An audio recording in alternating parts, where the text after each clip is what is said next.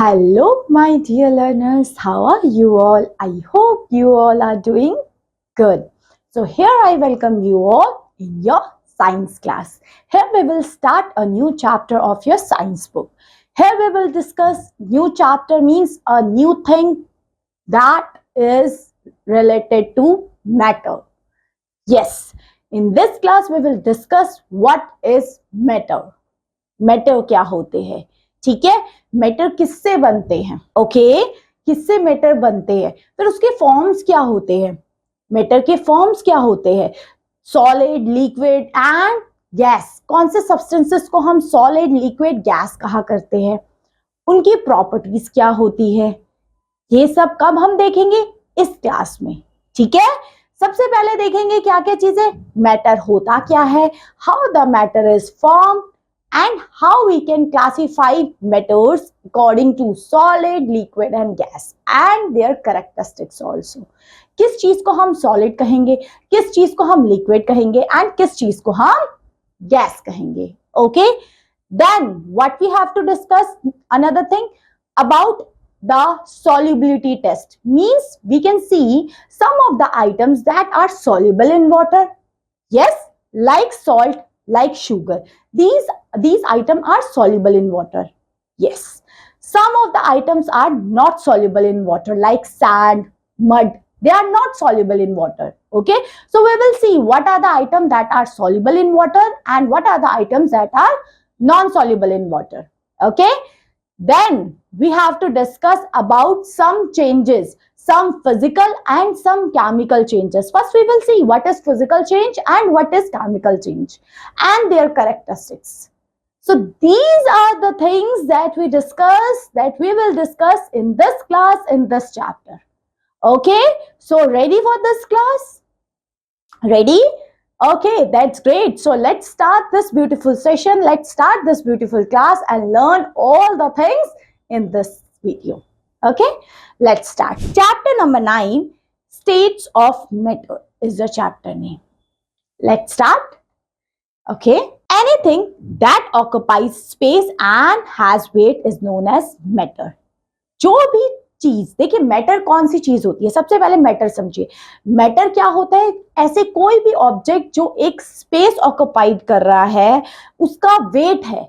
दो चीज होती है, स्पेस ऑक्युपाई करना और वो एक वेट ले रहा है, तो वो है matter, clear. All non living and living things including humans are made up of matter. सारी चीजें जो भी हमारे इन्वायरमेंट में आपको जो भी चीजें दिख रही है, table, chair, human beings, animals, ये सब मैटर है। क्या है, मैटर, MATTER, मैटर है, ओके। क्योंकि ये जितनी भी चीजों के नाम मैंने बताया है, ये एक स्पेस ऑक्युपाइड करते हैं और इनका वेट होता है। हर चीज का वेट है आपके पास, आपके आसपास आप कोई भी चीज देख सकते हैं। आप अपना ऐसे वीकेंड से आपके सराउंडिंग में जो भी चीजें आप देख रहे हैं, उन सबका वेट है, okay. So the pen in your hand, the book, the water we drink, your pet dog and your best friend are all, ये सारी की सारी चीजें क्या है, मैटर है, ठीक है। ये सिर्फ लिविंग थिंग्स की बात नहीं हो रही है, living as well as non living things, these both comes under matter, और we can say these both living and non living thing is made up of matter, okay. So one activity is for you, look at the given picture and write if they are solid, liquid and gas. You have to write which item in this picture is solid, liquid and gas. May be आप लोगों के लिए ये new हो, आप नहीं समझ पा रहे होंगे। चलिए थोड़ा सा वेट कर लीजिए, अभी हम ये पूरा जब चैप्टर पढ़ लेंगे ना, उसके बाद आपके बाएं हाथ का खेल होगा इसको सॉल्व करना और बताना मुझको। तब आप मुझे कोई भी चीज देख के बता दोगे, मैम ये सॉलिड है, ये लिक्विड है, ठीक है। चलिए, all matter is made up of extremely small particles called molecules. जितने भी मैटर है, जितनी भी चीजें, वो छोटे छोटे किससे बनी है, मॉलिक्यूल से बनी है। So all matter is made up of extremely small particles called molecules. Molecules are further made up of even small atoms. देख रहे हो, मैटर किससे बना, मॉलिक्यूल से, और मॉलिक्यूल किससे बना, एटम से। बहुत सारे एटम को कंबाइन करके एक मॉलिक्यूल बनता है, फिर जब बहुत सारे मॉलिक्यूल्स कंबाइन हो जाते हैं तो वो मैटर बन जाता है। समझे कैसे मैं कहना चाह रही हूं, मैटर बनता है मॉलिक्यूल से, मॉलिक्यूल बनता है एटम से, okay. So 1 drop of water has millions of water molecules. सोचिए, एक ड्रॉप पानी में बहुत सारे क्या होते हैं, मॉलिक्यूल्स होते हैं। different materials are made up of different kinds of molecules. of course हर जितनी चीजें हैं आपके आसपास वो हर different types के molecules से ही बनी हैं। The molecule which makes up wood are different from the molecules of paper. बिल्कुल सही, जो molecule से wood बनी है उसी molecule से paper तो नहीं बनेगा, क्योंकि डिफरेंट हो गई ना, वुड अलग है, पेपर अलग है। ओके, चलिए अब मॉलिक्यूल्स को देखते हैं, मॉलिक्यूल्स में क्या क्या चीजें हैं। The molecules of a substance is the smallest particle that contains all the properties of the substance. Molecules क्या है, smallest particles है जिसमें किसकी प्रॉपर्टीज है, सब्सटेंस की प्रॉपर्टीज है। Okay, if we break up the molecules of a substance into atoms, it will no longer retain the properties of a substance. There are only about 100 or so atoms in the universe. बहुत सारे atoms है हमारे universe में। They combine in millions of ways to make millions of substance and the molecules. So all matters is made up of molecules and atoms. So जितने भी matter है वो या तो molecules या तो atoms से बने हैं। Some substance are made up of only one kind of atom. कुछ ऐसे substance है जो एक ही kind के atom से बने हुए हैं। Okay, these substances are known as elements. Each element represent an atom. Her element एक atom को represent करता है, जैसे iron, ये एक ही element से बना है, iron, copper, oxygen, etc. Clear? So most of the matter we can see around us is created out of 2 or more different types of atoms. These are known as compound. We can say जब एक से ज्यादा एक से ज्यादा atom से मिलके बनता है तो वो कंपाउंड फॉर्म में होते हैं। जैसे आप वाटर में हाइड्रोजन ऑक्सीजन 2 आ गए आपके एटम्स, है ना। जैसे आयरन था तो Fe, वो तो आयरन से ही बन के मिला है, तो वो हो गए, उसमें सिंगल एटम्स यूज हुए हैं। यहाँ कंपाउंड एटम्स हो गए कि आपका वाटर हो गया, आपका कार्बन डाइऑक्साइड हो गया, आपका सॉल्ट हो गया, ठीक है। सोडियम क्लोराइड होता है सॉल्ट में, है ना। कार्बन डाइऑक्साइड होती है, उसमें कार्बन एंड ऑक्सीजन के एटम्स होते हैं, तो ये है कंपाउंड फॉर्म में, समझे। तो कुछ एटम्स सिंगुलर फॉर्म में वी कैन से आते हैं, कुछ कंपाउंड फॉर्म में आते हैं। अब देखते हैं अरेंजमेंट ऑफ मॉलिक्यूल्स। मॉलिक्यूल्स को किस तरीके से अरेंज किया जाता है। On the basis of arrangement of molecules in a substance, we can categorize substance into solid, liquid and gas. हम substance को 3 हिस्सों में डिवाइड करते हैं, solid, liquid and gas. सबसे पहले बेटा सॉलिड के बारे में देखते हैं। सॉलिड तो आपको पता है, जो चीज मजबूत है, ठोस चीज है, उसको सॉलिड कहा जाता है, ठीक है। In solid molecules are closely packed with each other. इसमें जो मॉलिक्यूल्स होते हैं, अभी हमने देखा था मैटर किससे बना है, मॉलिक्यूल से ही बना है ना। तो इसमें जो मॉलिक्यूल्स है वो बहुत एक दूसरे से टाइटली पैक्ड रहते हैं, है ना। एकदम से इनमें स्पेस नहीं होता बिल्कुल भी, ठीक है। There is no space between the molecules, इसमें टाइटली पैक्ड होते हैं। जैसे भीड़ वाली मेट्रो या भीड़ वाली बस आप समझ सकते हो, वो सॉलिड का एग्जांपल है, वहां सॉलिड मॉलिक्यूल्स ऐसे रहते हैं, ठीक है। Therefore, a solid is hard and has a definite shape and volume. इसी की वजह से उनके मॉलिक्यूल्स टाइटली पैक रहते हैं, इसी की वजह से सॉलिड की हार्ड होते हैं, उनकी डेफिनेट शेप एंड वॉल्यूम होती है। फॉर एग्जाम्पल टेबल, चेयर और सॉलिड के तो आप एग्जाम्पल अनगिनत दे सकते हैं। आपके आसपास मोस्टली चीजें जो आपके घरों में है वो सॉलिड फॉर्म में ही है। ओके, सो सॉलिड के ये आप पिक्चर देख सकते हो। इस तरीके से ये सॉलिड के मॉलिक्यूल्स नहीं है, क्योंकि सॉलिड के मॉलिक्यूल्स पता कैसे होते हैं, देखो ऐसे ऐसे ऐसे ऐसे एकदम चिपके होते हैं, इनके बीच में ना ऐसे स्पेस ही नहीं होता, है ना, ऐसे इस तरीके से रहते, समझे। अब देखते हैं लिक्विड के बारे में। लिक्विड पानी, है ना। So liquid, in liquid molecules are not as tightly packed as the solid. इसमें क्या होता है, इतने ज्यादा टाइटली पैक नहीं रहते यहाँ पे मॉलिक्यूल जैसे सॉलिड में रहते थे, ठीक है। So they move freely and take up some more space. यहाँ पे थोड़ी बहुत जगह है, मींस अब थोड़ी भीड़ वाली बस या मेट्रो में थोड़े से लोग उतर गए हैं, अब थोड़ी बहुत हमें जगह मिल गई है खड़े होने की, ठीक है। तो यहाँ पे उतने पैक नहीं रहते हैं जितने सॉलिड में रहते थे। दिस मेक्स लिक्विड फ्लो, इसी की वजह से लिक्विड फ्लो कर पाता है, हार्ड फॉर्म में नहीं रहता। अगर इसमें भी मॉलिक्यूल्स पैक्ड होते तो लिक्विड हमें हार्ड फॉर्म में मिलता, बट यहाँ पे स्पेस है मॉलिक्यूल्स के बीच में, इसलिए हमें ये लिक्विड में फॉर्म में मिल रहा है। A liquid has a definite volume but does not have definite shape. Liquid की डेफिनेट वॉल्यूम तो होती है बट शेप नहीं होती। मींस वो जो लिक्विड है वो कंटेनर के हिसाब से अपनी शेप बदल लेता है। आप पानी को कप में डालो, बॉटल में डालो, आप ग्लासी में डालो, आप कोई पैन में डाल दो, वो उस शेप का हो जाता है बट वॉल्यूम तो सेम रही। आपने आधा, फॉर एग्जांपल 200 ml पानी लिया, वो तो सेम ही रहेगा, चाहे आप कप में डालो, ग्लास में डालो, मग में डालो, किसी में भी डालो, वॉल्यूम तो सेम है, बस वो शेप चेंज कर रहा है। तो liquid will change the shape only but not the volume. Okay so it takes the shape of the container in which it kept। वो कंटेनर की शेप ले लेता है जिसमें उसने रखा है। For example milk and water, milk और वाटर एग्जाम्पल है लिक्विड के, है ना। और मिल्क और वाटर को जिस कंटेनर में डालो उस कंटेनर की शेप ले लेता है ना। आपने पतीले में डाला, पतीले की शेप ले ली, ग्लास में डाला दूध, ग्लास की शेप ले लिया, ठीक है। आगे देखते हैं गैस। गैस पे क्या होता है। In gases molecules are far apart from each other and thus move freely.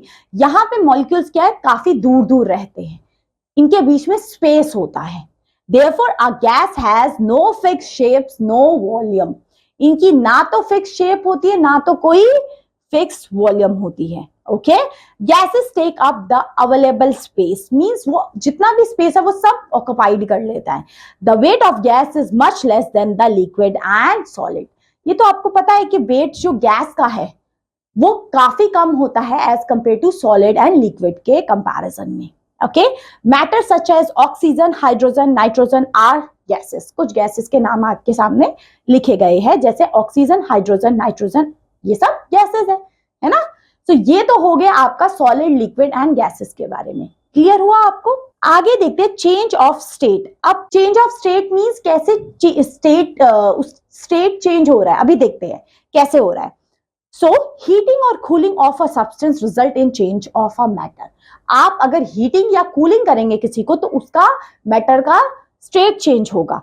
Sometimes the changes are in the state of matter, that is from solid to liquid or liquid to gaseous।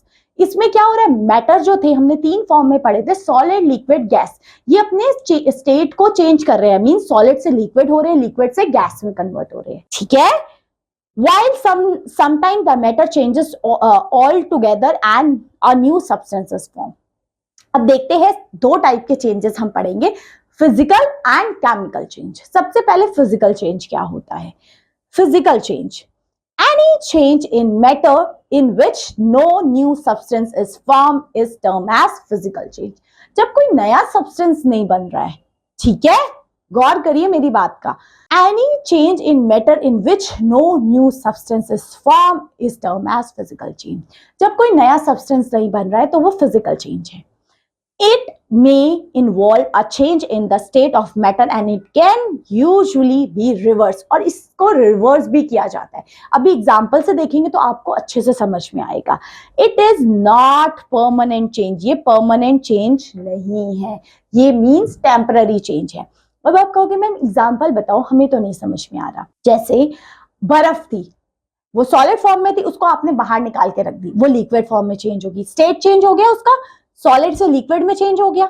और वो reverse भी हो जाएगा, means वो liquid को अगर फिर से फ्रीजर में डाल दिया फिर सॉलिड बन गई, रिवर्स हो गया, सॉलिड से लिक्विड में कन्वर्ट हुआ और लिक्विड से फिर सॉलिड में भी कन्वर्ट हो गया। समझे, रिवर्सेबल भी है और टेम्पररी है, परमानेंट नहीं। ऐसा नहीं कि एक बार सॉलिड से चीज लिक्विड में कन्वर्ट हो गई तो हो गई, हम रिवर्स नहीं कर सकते, इसमें तो हम कर सकते हैं, तभी तो ये फिजिकल चेंज है। क्लियर। तो यही एग्जांपल यहाँ पे लिखा गया है कि water liquid can become steam when in a gas form. और वही वाटर को अगर हम बॉईल कर दें तो वो स्टीम के फॉर्म में हो जाएगा। सो मैटर ने अपनी स्टेट चेंज कर ली, लिक्विड से गैस में कन्वर्ट हो गया, ठीक है।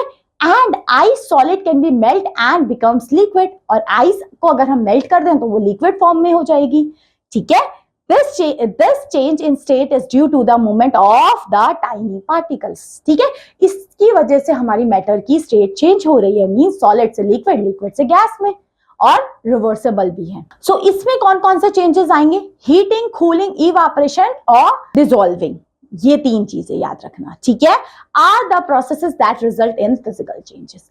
ये फिजिकल चेंजेस के प्रोसेसेस है, क्लियर? सो इसको हम हाईलाइट लगा लेते हैं ताकि आप लोगों को आगे जब हम क्वेश्चन आंसर्स करें तो आप लोग आंसर्स जल्दी से दे पाए। चलिए आप देखते हैं हम एक्सपेंशन एंड कॉन्ट्रैक्शन क्या होता है। ठीक है, एक्सपेंड मतलब है कोई चीज फैल रही है और कॉन्ट्रैक्ट मतलब कोई चीज सिकुड़ रही है, कम हो रही है। एक्सपैंड, कॉन्ट्रैक्ट, ये तो ऑपोजिट वर्ड्स भी है, एक्सपेंड का कॉन्ट्रैक्ट, है ना। तो चलिए देखते हैं एक्सपेंशन एंड कॉन्ट्रैक्शन क्या है। When we heat a substance it expand. अच्छा ये तो सही है, आप किसी चीज को आपने हीट किया, आप आयरन को जला दो वो एक्सपेंड कर देता है। So when we heat a substance it expand. In heating the particle of a substance start vibrating rapidly. जब आप किसी चीज को हीट देते हो तो वहां पे पार्टिकल्स वाइब्रेट करने लग जाते हैं। Thus, each particles take up more space due to the increased movement so that the substance expand. इसी की वजह से substance expand होंगे हमारे। The increase in size of matter on heating is known as expansion. Expansion क्या बोलते हैं? जब increase हो रहा है उसका size, matter का size increase हो रहा है, वो expansion है, expand कर रहा है। Okay, this explain why a tight metal lid of a bottle can be open when dipped in a hot water. होता है ना, अगर आपकी कोई ऊपर का ढक्कन नहीं खुल रहा, उसको गर्म पानी में डाल दो तो वो एक्सपेंड हो जाता है, एक्सपेंड होके अपने आप खुल जाती है। वो जो आप कुछ भी आपने खोलना है आपसे खुल नहीं रहे तो, क्योंकि गर्म चीज में या फिर जब टेम्परेचर बढ़ता है तो मेटल जो है या मेटल्स है वो एक्सपेंड करते हैं। ओके चलिए, the heat of a water can cause lid to expand a little and open it easily. So when a metal is cooled the particles slow down, they take less space as the movement decreases. This is the reason that the substance contract. फिर जब temperature कम हो जाता है फिर वो सिकुड़ जाती है, वो कॉन्ट्रैक्ट हो जाती है। Thus the decrease in size is known as contraction. और जब साइज डिक्रीज होता है इसको बोलते हैं कॉन्ट्रैक्ट होना, कॉन्ट्रैक्शन होना। समझे? Expand, contract. Okay, so water is one of the few known substance which expand when it freeze. ये तो है, आप फ्रीज कर देते हो पानी को तो वो एक्सपैंड हो जाता है, वो है ना। आप पानी इतना सा था, जब वो फ्रीज हो जाता है वो एक्सपैंड हो जाता है। समझे? तो water is one of the few, ये एक एक्सेप्शन है, नहीं तो वैसे तो हमने देखा था जैसे टेम्परेचर बढ़ता है तो चीज एक्सपेंड हो रही है, यहाँ तो टेम्परेचर कम हुआ है, फ्रीजिंग हो रही है, तब वो एक्सपेंड हो रहा है। सो वाटर एक फ्यू केसेस में हम बोलते हैं, सो water is one of the few known substance which expand when it freezes.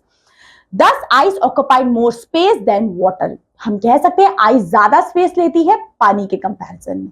कभी देखा इतनी सारी आइस होती है, जब आप उसको मेल्ट करते हो तो देखोगे इतना सही पानी निकला उसमें, है ना। इतनी बड़ी आइस का आप जो बड़ी सी क्यूब होती है आइस की, उसको आपने मेल्ट किया, आप देखोगे इतना सा पानी निकला। दैट इज द रीजन कि आइस ज्यादा स्पेस ऑक्युपाइड करती है as compare to liquid. This is the reason the water pipelines burst in winter. इसी की वजह से है कि जब बर्फ जम जाती है पाइपलाइन में तो पाइपलाइन बर्स्ट कर जाती है, बोलते हैं ना पाइप टूट गई है, पाइप फट गई है। क्यों? क्योंकि जब वहां विंटर सीजन में बर्फ जम जाती है उसमें, तो बर्फ ज्यादा स्पेस लेती है। अब समझो वो जो पाइप जा रही है, पाइप में पानी था, वो पानी की जगह बर्फ हो गया। सो बर्फ तो ज्यादा स्पेस लेती है पानी के कंपैरिजन में, तो वो पाइप से ज्यादा स्पेस लेने की कोशिश करेगी। पाइप तो इतनी सी है, वो बर्फ ज्यादा स्पेस लेने के चक्कर में एक्सपैंड होने की कोशिश करेगी, तो एक्सपैंड होगी, इसलिए आपकी वो पाइपलाइन फट जाती है विंटर सीजन। क्लियर? तो फिजिकल चेंज आपको क्लियर अच्छे से समझ में आ गया था। जो टेम्पररी चेंज है, रिवर्सेबल चेंज है, जिसमें आपका बर्निंग, कूलिंग, इवापोरेशन, डिसॉल्विंग चीजें आती है। अब देखते हैं केमिकल चेंज क्या है। So any changes in matter in which one or more substances are formed is termed as chemical change. जब एक या एक से ज्यादा सब्सटेंस, नए सब्सटेंस आपके बन रहे हैं, वो आपका केमिकल चेंज है।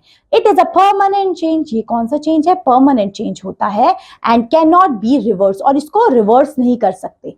जैसे अभी हमने किया था सॉलिड को लिक्विड में कन्वर्ट किया था और लिक्विड को फिर सॉलिड में कन्वर्ट कर लिया था, वो रिवर्सेबल था। ये रिवर्सेबल चेंज नहीं होता, ये एक बार कन्वर्ट हो गया तो हो गया, आप उसको फिर से वापस नहीं ला सकते उसकी ओरिजिनल पोजीशन पे। समझे? फॉर एग्जांपल, अब आप एग्जांपल से अच्छे से समझेंगे। बर्निंग ऑफ अ पेपर, आपने पेपर को जला दिया, जला के आपने, देखते हो ना कोई इंपॉर्टेंट पेपर्स होते हैं तो क्या करते हैं, टीवी में देखते हैं कि वो पेपर्स को जला देते हैं, क्योंकि जलाने के बाद वो फिर से अपनी पहली वाली स्टेज में वापस नहीं आ सकता। आ सकता है तो जल जाएगा, पूरी राख बन जाएगी। अब उस राख को फिर से ओरिजिनल पेपर में कन्वर्ट कर सकते हो आप। तो ये क्या है? केमिकल चेंज है। ये अपने फिर से ओरिजिनल फॉर्म में नहीं आ सकता, ओरिजिनल फॉर्म में नहीं आ सकता। So burning of a paper is a chemical change because it form a new substance ash and we can not get back the paper from the ash, और हम उस एश से नया पेपर नहीं बना सकते। सो ये है हमारा केमिकल चेंज। और कौन कौन से केमिकल चेंज है? रस्टिंग ऑफ आयरन, एक बार आयरन पे रस्टिंग लग गई तो वो पहले जैसा नहीं हो सकता। ऑफ कोर्स उसमें आप फिर से कोई नया केमिकल लगा के कर सकते हो, बट वैसे नॉर्मली आप नहीं उसको चेंज कर सकते, है ना। डाइजेशन ऑफ फूड, एक बार वो खाना आपने खा लिया, आपके पेट में डाइजेशन हो गया, तो उस फूड को फिर से पहले जैसा बना सकते हो आप कि मैंने तो रोटी और दाल मखनी खाई थी, वो फिर से पहले जैसा हो जाए? नहीं हो सकता, ठीक है। Etcetera are the few example of chemical change. ये कुछ एग्जाम्पल्स है आपके केमिकल चेंज के। अब यहाँ एक टेबल बना रखी है आपके लिए, इस टेबल को अच्छे से देखिए।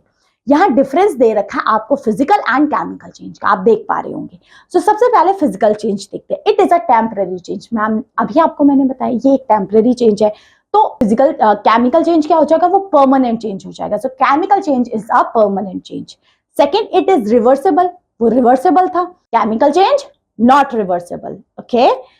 Third, there is a change in which the state of a substance, यहाँ सब्सटेंस की स्टेट चेंज हो रही थी, सॉलिड से लिक्विड, लिक्विड से गैस। बट यहाँ केमिकल चेंज में there is a change in the molecule structure of a substance, ये सब्सटेंस का मॉलिक्यूल स्ट्रक्चर ही चेंज हो गया, पेपर से एश में कन्वर्ट हो गया, तो दोनों का मॉलिक्यूल स्ट्रक्चर चेंज हो गया, बिल्कुल। Next fourth one, no new substance is form. Physical change में आपका कोई नया सब्सटेंस नहीं बन रहा, वही पानी है, उसको आपने गर्म कर दिया, उसको आपने ठंडा कर दिया, उसको आपने फ्रीज कर दिया, कोई नया सब्सटेंस नहीं बना। बट केमिकल चेंज में अ न्यू सब्सटेंस इज फॉर्म, एक नया सब्सटेंस आपको मिलता है। तो ये हो गए दोनों के बीच का difference, physical and chemical change, okay. आगे देखते हैं solubility of a substance, means एक सब्सटेंस की वाटर में सॉल्युबिलिटी क्या होती है, ठीक है, किस तरीके से वो सॉल्युबल होता है पानी में, ठीक है। So solubility of a substance is its property to dissolve in some other substance to form a mixture of a uniform nature. Solubility मतलब है एक solution, एक we can say dissolve हो जाना, है ना। soluble means dissolve हो जाना पानी में, ठीक है। तो चलिए सबसे पहले इस solubility को पढ़ने से पहले solute and solvent देखना है होता क्या है। solute, solvent and solution, यहाँ चीजें लिखी है आपके सामने। चलिए सबसे पहले देखते हैं solute क्या होता है। The substance in which get dissolved in liquid is known as solute. जो लिक्विड में आप मिला रहे हो, आप नमक डाल रहे हो, आप चीनी डाल रहे हो, जो कम अमाउंट में डाल रहे हो, पानी तो ज्यादा अमाउंट में है, जो कम अमाउंट में आप पानी में जो भी चीजें डाल रहे हो, चाहे चीनी है, नमक है, वो सब सॉल्यूट है। क्या है? सॉल्यूट है। So the substance in which get dissolve in liquid, ऐसा सब्सटेंस जो पानी में डिसॉल्व हो रहा है वो है हमारा सॉल्यूट। अब सॉल्वेंट क्या है? The liquid which dissolve the solute, वो लिक्विड जो सॉल्यूट को डिसॉल्व करते हैं। जो सॉल्यूट मींस जो आपने कम क्वांटिटी में जो मटेरियल जो सब्सटेंस डाला है वो है आपका सॉल्यूट, और जो ज्यादा अमाउंट में है वो हमारा है सॉल्वेंट। तो पानी हो गया सॉल्वेंट, और पानी में जो भी आपने सब्सटेंस डाला है कम अमाउंट में वो है सॉल्यूट। अब सॉल्यूशन क्या है? A mixture of solute and solvent is known as solution. जो मिक्सचर सॉल्यूट एंड सॉल्वेंट का जो मिक्सचर हो गया, दोनों को मिक्स कर दिया, वो बना लेता है सॉल्यूशन। अब आप कहेंगे कैसे? जैसे यहाँ एग्जांपल लिखा है, वाटर जो है, वाटर क्या है?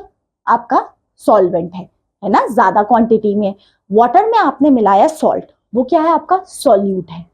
जब पानी में सॉल्ट को मिला दिया, वो एक सॉल्यूशन बन गया आपका सॉल्ट का, तो वो क्या है? सॉल्ट सॉल्यूशन, वो क्या है? आपका सॉल्यूशन। तो सॉल्यूशन समझ के, जब सॉल्वेंट एंड सॉल्यूट मिक्स हो जाए तो वो सॉल्यूशन बना लेते हैं। ये तीन चीजें बहुत इंपॉर्टेंट है जानना कि सॉल्यूट क्या है, सॉल्वेंट क्या है एंड सॉल्यूशन क्या है। क्लियर? आगे देखते हैं। Some solid materials dissolve in the liquid as salt, sugar etcetera, these are called soluble. Soluble ऐसी चीजें होती है जो पानी में घुल जाती है। अगर वो पानी में आप डालो, आपको पता नहीं चलेगा इसमें आपने क्या डाला है, नमक डाली है कि चीनी डाली है ना, क्योंकि वो पानी में पूरी के पूरी तरीके से घुल जाती है। Some solid does not dissolve in the liquid as sand, dust, chalk, powder, oil, etc. They are insoluble. और कुछ चीजें ऐसी होती है बेटा जो पानी में घुलती नहीं है ना, चाहे वो एग्जाम्पल हो गया चौक हो गया, मिट्टी हो गई, पत्थर हो गया, ये आपका पानी में नहीं घुलेगा, ये हो गया इनसॉल्युबल। ठीक है, तो सॉल्युबल जो पानी में घुल जाए, इनसॉल्युबल जो पानी में ना घुले। क्लियर? आगे, water is a good solvent, water एक गुड सॉल्वेंट है। Most of the substances readily dissolve in the water. That is why it is known as the universal solvent. ज्यादातर चीजें पानी में घुल जाती है, मोस्टली चीजें, तो इसकी वजह से वाटर को कहा जाता है यूनिवर्सल सॉल्वेंट। ओके, तो let's gather some more information in on solubility of different substance in the water. अब हम देखते हैं कुछ डिफरेंट सॉल्युबिलिटी टेस्ट करते हैं वाटर का। बहुत सारे सब्सटेंसेस वाटर का क्या सॉल्युबिलिटी टेस्ट होता है उसमें, ठीक है। जैसे सबसे पहले देखते हैं solubility of solid in water. Water में अगर कोई चीज सॉलिड अगर आप डालेंगे तो उसकी सॉल्युबिलिटी क्या है, कितने जल्दी से वो घुल जाएगा। सॉल्युबिलिटी मींस टू डिसॉल्व हो जाना, ठीक है। So let's see solubility of solid in water. तो सॉलिड की क्या सॉल्युबिलिटी होती है? The most common example of solid that dissolve in water are salt and sugar. सबसे मोस्ट इंपॉर्टेंट एग्जाम्पल होते हैं हमारे सॉलिड फॉर्म के, वो है हमारा sugar and salt. Solid form में होता है ना वो, सो वो है salt and sugar. But not all solid dissolve in water. But अगर हम बात करें इन दोनों को छोड़ के बाकी जितने सॉलिड्स है वो डिसॉल्व पानी में नहीं होते। ऐसा नहीं है कि सब जितने हम सॉलिड पढ़ रहे हैं वो पानी में डिसॉल्व हो जाए। So solid like sand particles and chalk powder settle down at the bottom of the container. वही अगर हम बात करें कि chalk powder है, चाहे आपका sand particles है, वो चीज dissolve नहीं होती है पानी में, वो नीचे ही settled हो जाएगी। तो क्या है, कुछ solid dissolve हो जा रहे हैं पानी में like sugar and salt, और कुछ हमारे particles है जैसे sand and chalk, वो आपके dissolve नहीं हो पा रहे, ठीक है। आगे है solubility of liquid in water। तो सॉल्युबिलिटी अब देखते हैं लिक्विड की क्या है पानी में। Some liquid can easily dissolve in other liquid while other do not. वही सेम चीज जैसे सॉलिड में थी वैसी लिक्विड में है, कुछ लिक्विड पानी में जल्दी से घुल जाते हैं और कुछ नहीं घुल पाते।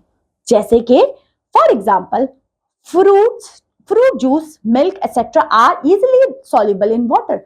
ये तो है बिल्कुल, जूस को अगर आपने एक जूस को दूसरे जूस में घोल दिया वो घुल जाएगा पूरा अच्छे से, है ना। और वही चीज अगर और कोई लिक्विड है, जैसे आपका ऑयल है, पेट्रोल है, बटर है, केरोसिन है, ये इनसॉल्युबल होंगे पानी में। इसको पानी में आपने ऑयल को डाल के कभी देखना, ठीक है, वो नहीं घुलेगा, वो ऊपर ऊपर ही रह जाएगा, ठीक है। सो वो है इनसॉल्युबल। सो है लिक्विड ही है, फ्रूट जूस भी लिक्विड है और आपका ऑयल भी लिक्विड है, बट दोनों के क्या डिफरेंस हो गया, एक है सॉल्युबल वाटर में, एक है नॉन सॉल्युबल और इनसॉल्युबल।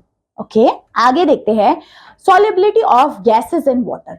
गैसेस की क्या सॉल्युबिलिटी होती है पानी में? Carbonate strings are the best example to show the solubility of gases in water. Take water in a pan and heat it, you will be see bubble to both side of a pan.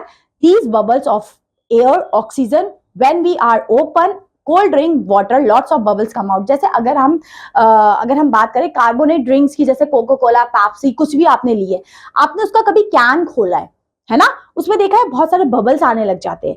इससे क्या पता चलता है? This is because it has a gas on it. ये तो सबको पता है, आपने कोको कोला या पेप्सी कुछ भी खोली, उसमें गैस होती है। तभी अगर आपने हल्का सा खोला होगा, उसमें पहले ही गैस निकलती है, बबल्स फॉर्म होने लग जाते हैं, ठीक है। सो इसकी वजह से आपको पता चलता है कि इसमें गैस है।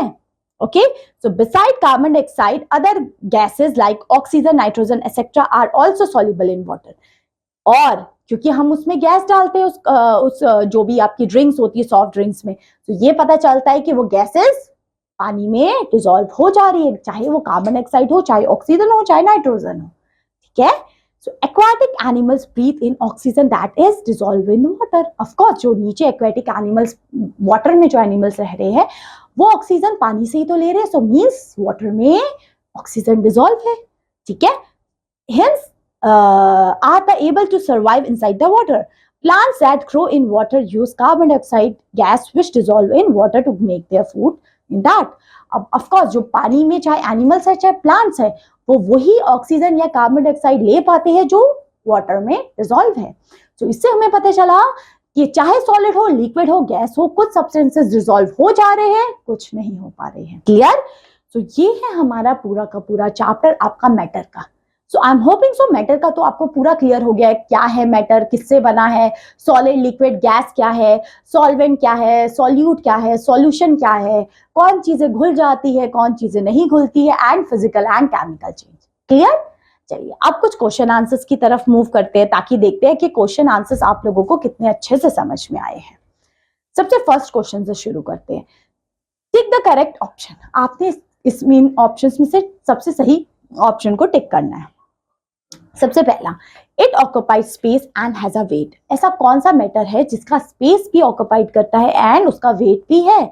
सो वो क्या है? मैटर है, एटम है या मॉलिक्यूल्स है? ऑफ कोर्स हमने देखा था मैटर को बोलते हैं, मैटर ही एक ऐसी चीज है जो स्पेस ऑक्युपाइड करती है एंड उसका वेट होता है। Second, molecules of fill in the blank are separated by a large empty space. जिसमें बहुत सारा स्पेस रहता है, वो किसमें होता है? सॉलिड, लिक्विड या गैस? ऑफ कोर्स गैस में। So option B is correct. हमने देखा था ये सब चीजें बेटा हमने अपने चैप्टर में पढ़ चुकी हैं, ठीक है। Third, which of the following is a physical change. Physical change क्या होगा? जिसमें उसका स्टेट ऑफ मैटर चेंज नहीं होगा। तो वो तो मेल्टिंग ऑफ बटर होगा, बटर मेल्ट हो गया, फिर से जाके उसको फ्रिज में रख दोगे, फिर सॉलिड फॉर्म में हो जाएगा। बट बाकी ये दो ना, बर्निंग ऑफ पेपर और रस्टिंग ऑफ आयरन, हमने देखा था ये केमिकल चेंज है, इसमें नया सब्सटेंस बन रहा है, ये इरिवर्सिबल है, ठीक है। Fourth, which of the following is a chemical change. Chemical change क्या होगा? Burning of a paper. अभी हमने देखा था पेपर एक बार बर्न हो गया, ये फिर से अपनी ओरिजिनल स्टेट में वापस नहीं आ सकता। आगे अब देखो, मेल्टिंग ऑफ बटर तो आपने देखा ही है, ये आपका फिजिकल चेंज है। और बर्निंग ऑफ कैंडल भी है, एक बार कैंडल बर्न हो जाती है तो उसकी जो वो देखते हो ना, वो क्या बोलते हैं उसको, जो कैंडल जलती है, जो उसकी वो निकलती है ना, उससे फिर से कैंडल भी बन सकती है ना। चलिए फिफ्थ है, which of the following is not dissolve in water. पानी में डिसॉल्व तो ऑयल नहीं होता, बाकी तो सब चीजें हो जाएगी। आगे फिल अप्स है कुछ आपके सामने, fill in the blanks. Matter has 3 state. कौन कौन सी 3 स्टेट होती है? Solid, liquid, gas. तो हम कह सकते हैं सॉलिड, लिक्विड एंड गैस। ये जो मैंने टिक लगाए है, सॉलिड, लिक्विड एंड गैस, ठीक है। सो हम यहाँ पे लिख भी सकते हैं, चलो हम यहाँ लिख देते हैं। So it is solid, liquid and gas, okay. Matter is made up of. Matter किससे बना है? एटम्स एंड मॉलिक्यूल से बन के बना है, atoms and molecules, atoms and molecule से। Next, fill in the blank is the solid form of water. Water का सॉलिड फॉर्म क्या है? पानी को अगर सॉलिड फॉर्म में देखना है तो आइस है हमारी, बिल्कुल सही। Next, the substance which get dissolve in a liquid. जो लिक्विड में डिसॉल्व हो जाए इसको बोलते हैं सॉल्युबल होना, सॉल्यूट होना या सॉल्युबल होना, ओके। चलिए आगे देखते हैं, ट्रू एंड फॉल्स बताने हैं आपने। चलिए सबसे फर्स्ट है, all substance are made up of only one kind of atom. बिल्कुल गलत। अलग अलग सब्सटेंस अलग अलग मैटर, अलग अलग एटम्स और मॉलिक्यूल से बनते हैं, है ना। Next, physical change is not a permanent change. Physical change is not a permanent change, बिल्कुल सही। फिजिकल चेंज परमानेंट चेंज नहीं है, वो तो टेम्पररी चेंज है। Chemical change is a permanent change, बिल्कुल सही। केमिकल चेंज तो परमानेंट चेंज है ना। Digestion of food is example of physical change. ना, ये तो केमिकल चेंज का एग्जाम्पल है। Next, burning of a candle is a chemical change, बिल्कुल गलत। Burning of candle is a physical change. Next, give reason. अब आपने रीजन बताने। Liquid flows from higher to lower surface. Higher से lower surface की तरफ move करता है, बिल्कुल सही, ठीक है। आप देखोगे लिक्विड को, अगर आपने ऐसे स्लोप में रखा तो हायर से लोअर सरफेस की तरफ मूव करेगा, ठीक है, ड्यू टू देयर विस्कोसिटी, ठीक है। उसमें जो विस्कोसिटी की वजह से वो मूवमेंट होती है। Next, second, solid has a definite shape and volume. Yes, because in the solid the molecules are tightly packed with each other, so that's why the solid has a definite shape and definite volume. Next, when we mix sugar in a liquid, a new substance is formed. New substance is formed? Yes, new substance is formed in the form of solution. Okay, a new solution is formed of water and sugar. Okay, next, oxygen is dissolved in water. Yes, oxygen is totally dissolved in water. Answer the following question. First question है, how can we change the state of matter? We can change the state of matter by, यहाँ लिखा है, ये देखो हमने देखा था, by increasing or decreasing the temperature, ठीक है। यहाँ पे हमने एक्सपेंशन एंड कॉन्ट्रैक्शन में देखा था ना, किस तरीके से हम मैटर का स्टेट चेंज कर रहे थे, ठीक है। Next, why is carbon dioxide dissolved in water good for aquatic animals? Yes, it is good for aquatic plants. So that's why the plants can make the food inside the water. So that's why the carbon dioxide is soluble in the water. Okay, next, what do you understand by solute, solvent and solution? ये तो अब आप बता ही देंगे. Solute क्या है, solvent क्या है, and solution क्या? आप बोलोगे कहाँ लिखा है मैम? ये रहा, देखो मैंने आपके लिए अंडरलाइन भी लगाई थी. ये रहा, ये डेफिनेशन आपने लिखनी है. ठीक है, क्लियर? चलिए आगे देखते हैं. अब ये तो कर लेंगे. केमिकल चेंज क्या है, मैटर क्या है? Chemical change are new substances form. Matter is a substance that occupies space and has a weight is known as matter. And physical change, when there is no new substances form, it is a temporary change, it is a reversible change. Yes, सब लिख लेंगे. अब ये तो बता देंगे आप लोग क्या है ये. They do not have a fixed shape nor a fixed volume. ऐसी कौन सी चीज है जिसकी ना तो फिक्स शेप है ना तो फिक्स वॉल्यूम है? ये तो गैस है. They have fix volume but does not have fix shape, वो है लिक्विड. और जिसकी fix shape and fix volume होती है वो है हमारा सॉलिड. अब आप वो शुरुआत में जो हमने एक्टिविटी बोली थी वो आप आंसर जरूर दे पाएंगे ना?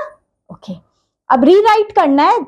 Now rewrite the sentence. अब आप यहाँ पे सेंटेंस को रीराइट कर सकते हैं, यही सेंटेंस को जो यहाँ लिखा है. ठीक है, so ये था हमारा पूरा का पूरा chapter. I am hoping so this chapter is totally clear to you. Yes, so that's all my dear learners for this class. Thank you so much for watching this video. Have a great day. Bye bye.